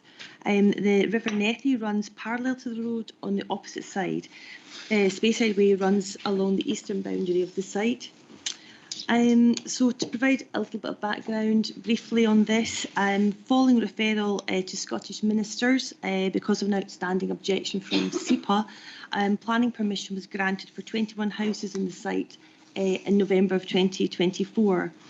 A condition on this consent requires the delivery of a minimum of 25 affordable houses. However, the developer in the meantime has agreed that this development site will now provide 100% of affordable housing units, as it is providing the affordable housing provision for another site at the Lettoch Road, also within Nethy Bridge. A legal agreement has now been concluded, ensuring that all houses on the site will be delivered as affordable units. So this current application is seeking to change the house type on plot 17. I point out to members that the only reason that we have this planning application is that the application is resulting in an additional 1 unit, and so we couldn't assess this as a non-material variation with the additional unit overall in the wider site. So the consensus scheme proposed a detached house, a 3-bedroom detached house on the plot, while this application seeks to substitute this for a semi-detached unit with a 2-bedroom property to one side and a 3-bedroom property to the other.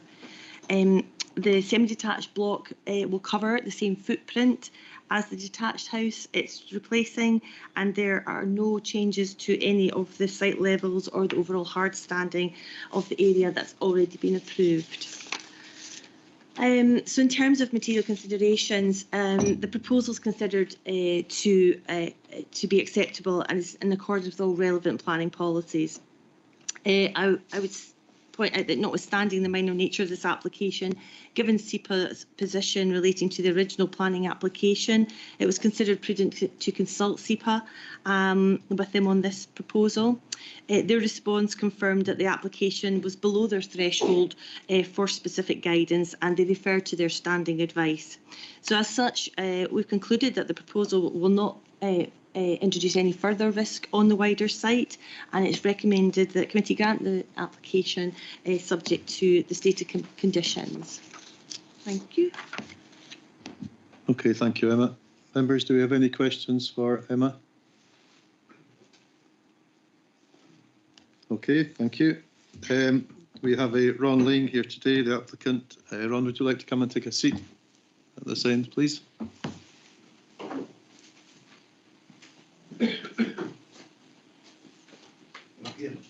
Yes, thank you.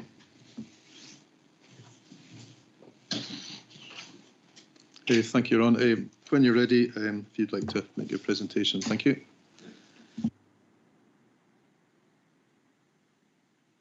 To address the meeting, and for those who don't know me, there are several faces I still don't recognise around the table. I'm a director of a small local family building business who've been around for a long time.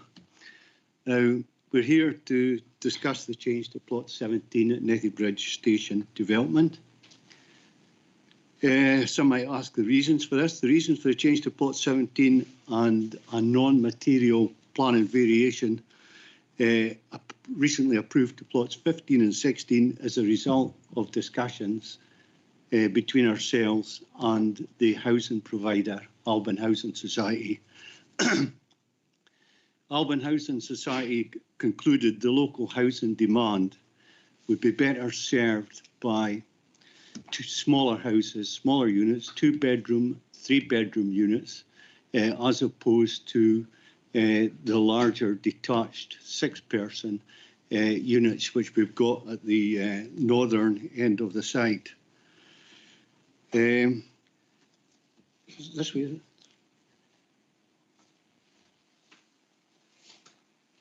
Now, the detached units at the northern end, well, the top end as well, you've got 15 and 16 up there, and 17, the one we're looking at, is further down the site. The detached units build and infrastructure costs were expensive, really resulting in a disproportionate higher average unit cost than any of us were happy with. This proposal, in conjunction with changes to plot 15 and 16, that's the two most northerly ones, lowers average unit cost, thus offering a more attractive development proposal to the Housing Society. And what we've done by integrating the two most northerly ones, or pulling plot 16, the most northerly one, nearer the footprint of plot 15, we've eliminated a substantial amount of infrastructure, car parking, road, and all the rest of it work, which is obviously going to result in lower development cost. And as mentioned earlier, this change was approved as planning variation in February this year. The third detached house in plot 17 was redesigned as Emma said, on virtually the same footprint to produce another semi-detached unit. We now have 11 identical blocks of 2-bedroom and 3-bedroomed houses. The additional unit produced by the conversion of the detached property, sorry, I should have jumped that. The plots 15 and 16 are just integrated at the top, and plot 17, let's just get the last one. This represents the conversion on plot 17, and the additional property produced by this other semi-detached half unit is bringing us back to the same occupancy rate of 99 bed spaces as the original proposal. And all this assists again in driving down the average house unit costs. Well, you see here the site development of the 11 identical units is shown on this slide, and I feel the presentation of the house is a successful in producing a more favourable house mix at a lower average cost. And I do hope the committee appreciate the reasoning behind the proposal and offer us support. Thank you. Okay, thank you very much, Ron. Members, do we have any questions for Ron? Okay, thank you, Ron. Could I ask you to retake your seat again? Thank you very much. Emma, would you like to add anything? No, I've got nothing else to add. Okay, thank you very much. Thank you, Ron. Members, we'll move to discussion. Would anyone like to? Bill Lobbin. I think this is eminently sensible. It's routine for building companies to change the makeup of their housing development over the period. And I think this is a very sensible solution. And I think we should just support it. Thank you, Bill. Sandy Bremner. Well, just to endorse what Bill said, it was an excellent initial application. This goes even further to meeting our goals. I'll be supporting it. Okay, members, I think that is unanimously agreed. Thank you very much.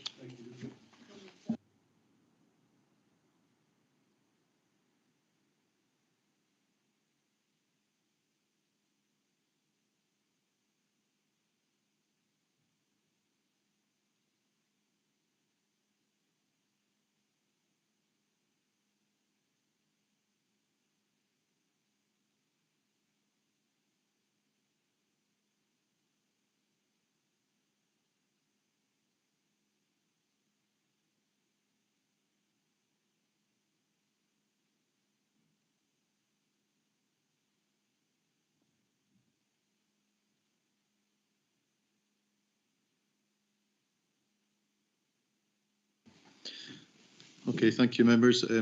Pete Cosgrove has now rejoined us. Move on to item 8, which is an application for detailed planning permission, and it's to demolish an estate larder and erect a single-storey steel portal-framed replacement larder with general purpose area. And it's at Kyle Nadrocket Lodge, Tomintoul, Ballindalloch. And this will be introduced by Katie Crerar. Hi, Katie. Thank you, Convener. This application site lies adjacent to Category B listed Kyle Nadrocket Lodge in Stedding, which you can see there just to the east of the development site. And they lie approximately 2 kilometres to the northwest of Tomintoul. The site itself comprises a small, larger building situated in a clearing surrounded by Sitka spruce and western hemlock commercial plantation. You can just see the small existing larder there on the site. The existing larder, Kyle Nadrocket Lodge and Stedding are all accessed via an existing private track which runs to the north, approximately 250 metres to the north, which connects with the A939. So here you can see the aerial view. You can't see much of the site. It's obviously heavily surrounded by the existing plantation, but you can see Kyle Nadrocket Lodge just to the east and just above it the Stedding. So the This proposal seeks planning permission for the demolition of the existing larder building and the erection of a replacement single-storey larder building with general purpose area. You can see the plan of the existing larder on the left there, and the replacement larder and general purpose building plan on the right. It's just a useful sort of comparison to see of the site. So looking at the proposed building itself, it's rectangular in form with a footprint of, it extends to 36 metres long by 12 metres wide. There'll be concrete slabs at the main accesses into the building, which you can see on the southern end of the building and around the north and east of the building. To accommodate the building, approximately 0.19 hectares of unmanaged non-native woodland will be removed, and 160 trees will be planted on site, as well as off-site compensatory planting, which I'll come on to. As you can see on the site plan, there'll be a septic tank and foul water soakaway system providing wastewater drainage for the building, which you can see in the southeast corner of the site, and an infiltration trench surface water soakaway along the western edge of the site, which you can see on the plan there. Okay, so as mentioned, the proposed building is rectangular in form. It has a pitched roof with a ridge height of 6.5 metres. The exterior walls and roof will be finished in a single skin plasticol coated cladding. And on the plans it's shown as bottle green, although this is to be confirmed. There's 4 vehicle accesses with roller shutter doors on both the north and south elevations, as well as 2 on the eastern elevation, as well as 3 pedestrian doors into the building as well. So this is the floor plan. Internally, the new larder will be located in the northern part of the building, which is the sort of right-hand side. It'll comprise a main intake area with a hanging rail system and 2 cold stores, one for birds, one for deer, which can be accessed from it. From the larder, there'll be a pedestrian access door into the general purpose area, which is a large open space with an accessible toilet in the northwestern corner. So as mentioned, to facilitate this development, approximately 0.19 hectares of unmanaged non-native woodland will be removed. This will comprise Sitka spruce and western hemlock trees. In addition, 6 individual trees located sort of to the north, just within the application site, but just to the north, will also be removed.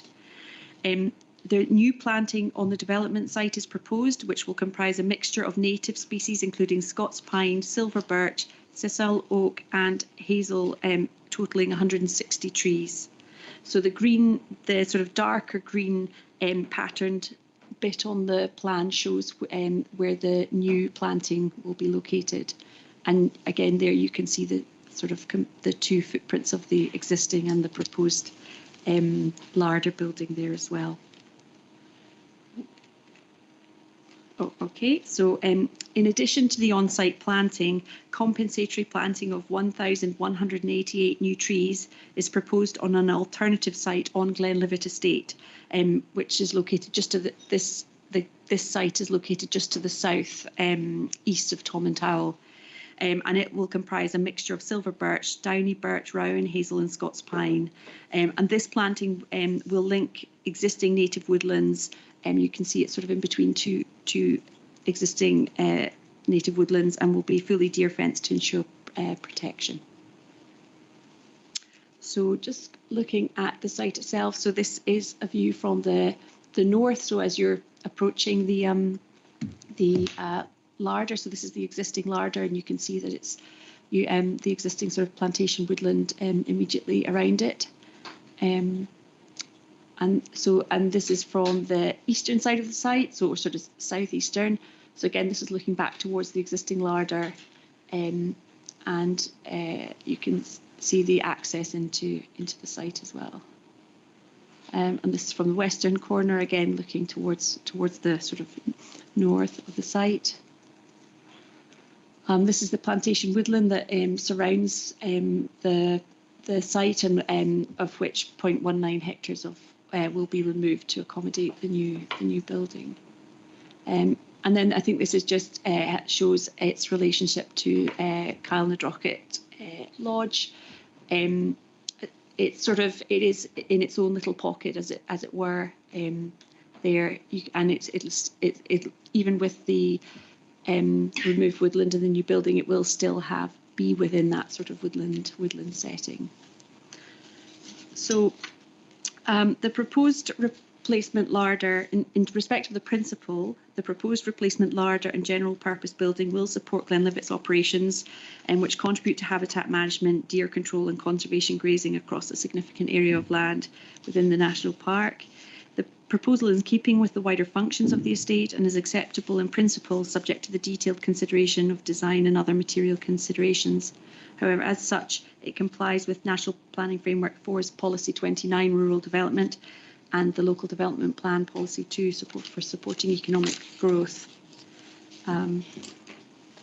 In respect of landscape and design, the development sign forms part of a small rural group of 3 buildings comprising the existing larder and Kyle na Drochit Lodge and Steading.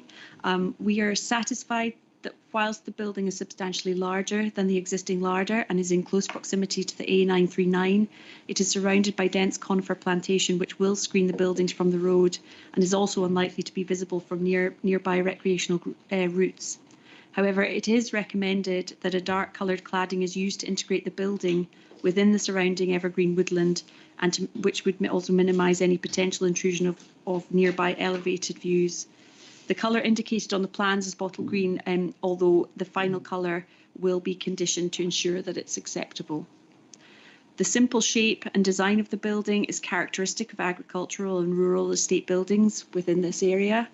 It's slightly removed from Kyle na Drochit Lodge and Steading itself and will be largely contained within the existing larger site, which will not intrude or impact on the listed buildings. While some plantation woodland is proposed to be removed, which may have a temporary impact, new planting is proposed. The replacement larder will still largely be contained within a wooded context and overall is considered acceptable and will not result in any adverse landscape or visual effects on the listed building or the wider setting. Therefore, it's considered that the design of the proposal is acceptable and complies with the relevant NPF 4 and local development plan policies for landscape design and cultural heritage. In terms of ecology, the proposal is on a site that has been previously developed. It lies around 130 metres from the River Arn, which is a tributary of the River Spey and part of the River Spey Special Area of Conservation. As the development proposes a soakaway and septic tank, which has the potential to impact on the water environment, a construction environmental management plan has been conditioned. Pre-construction checks for protected species will be conditioned, as well as the need to avoid works during the bird breeding season. The proposal includes the removal of 0.19 hectares of non-native Sitka spruce and western hemlock commercial plantation, whilst National Planning Framework 4 Policy 6 does not support woodland removal. In this case, the woodland is low biodiversity value plantation, and according to the application would have been subject to clear felling in the future as part of the estate's long-term woodland management strategy. Substantial compensatory planting is proposed by way of 160 native trees on site, combined with the proposed off-site compensatory planting, which would improve connectivity between existing woodland habitats at the proposed compensatory planting site location. So this will provide suitable compensatory planting for the loss of the plantation woodland and will in time deliver significant biodiversity enhancement. With the inclusion of the conditions set out, it's considered that the proposal complies with National Planning Framework 4 and Local Development Plan natural heritage policies. And whilst it does include the removal of plantation woodland, adequate native compensatory planting will be provided, which will provide that biodiversity enhancement. In respect of access, the proposed building will not be accessible to the public, and there is an appropriate existing access to the site via the private track. There'll be room for vehicle parking on site, so the access arrangements are acceptable and in accordance with the relevant provisions of NPF 4 and the Local Development Plan. So just to conclude, the NPF4's rural development policy and our own local development plans, economic development policy, both support developments that contribute to the viability and sustainability of rural communities and the rural economy where they are appropriately scaled, designed and compatible with their surroundings. Overall, the proposal for this replacement, for the replacement larder and general purpose building will support the ongoing land management operations on Glenlivet Estate and will make a positive contribution to the underlying principles of these policies. So therefore, subject to the conditions outlined, the proposal complies with the relevant NPF4 and LDP policies, and there are no other material considerations which outweigh this conclusion, and therefore is recommended to be approved. Thank you. Yeah, thank you very much, Katie. We'll move to questions for Katie, and the first question is from Eleanor McIntosh. Katie, 2 questions. The compensatory planting, you said to the southeast. Have you got a name or a more? Southeast of Tomatala. Sorry, the map. I couldn't make Apologies, it out. the map isn't very clear, but it's just on the sort of on the edge. I think is it near the? Is it the left road? pods? No. No. Sorry, is it near where there's? It's just on the edge of Tom and Towel. I don't know if I can.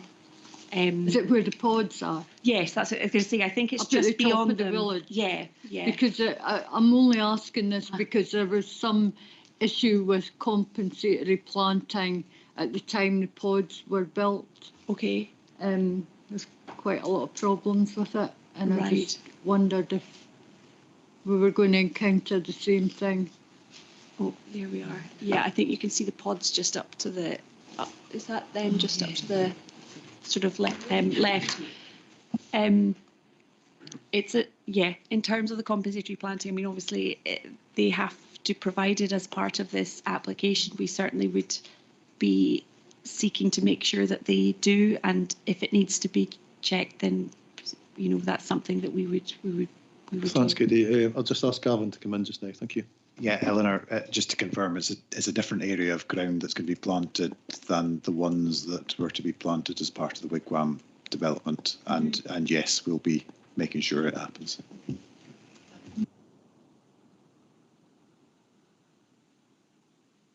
All right. My second question, Katie, goes back to the same one as on the previous application, and this time it's with regard to condition 4. Can we just make sure that wording is compliant or enforceable and clear to the applicant as much as anything about where the responsibility lies? Yeah, I think that's noted, and probably we'll be taking it forward with not only this application but any others. Eleanor, could I just ask Dave to come in just now? Thank you.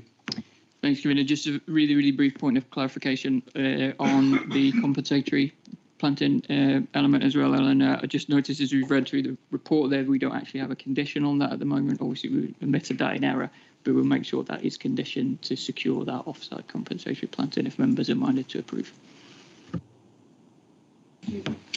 Okay, thank you. Members, do we have any other questions for Katie? Okay, thank you. We'll move to discussion. Would anyone like to speak to this? Eleanor, thank you. No, I think we should be supporting this. I think it's it's contained within its own site. It's not visible to the public really at all, even from height. It's quite well concealed in it, Kilnadrochit. And I would be full-heartedly supporting it. Thank you. Okay, thank you. Yes, I would support that as well, and it seems that everyone is of the same mind, so we're content to take that forward with the oppositor's recommendations and the extra condition that Dave mentioned about the planting. Okay, thank you. Moving on to item 9, AOCB, and I'll hand over to Dave for this. Thank you. Yeah, thank you, Convener. Just a really brief update from me on progress with our local development plan. As members will remember, the evidence report for the LDP was approved back on the 13th of March. And just to, I guess, mention that has now been submitted to the DPEA for its gate check process. And we heard last week, I think it was, that DPA reporters have now been assigned to undertake that gate check process, and will provide further progress updates as we hear any more about that process. The target timescale for DPA to undertake their gate checks ordinarily is 3 months, so we're kind of expecting around about July to have a more substantive update on that, but I'll keep members updated with any news as we hear it. Okay, thank you, Dave. With that, that brings to the end the public part of today's Planning Committee meeting. For any members of the public, the date of our next meeting will be on the 12th of June. And could we now turn off the live streaming, please, Alex?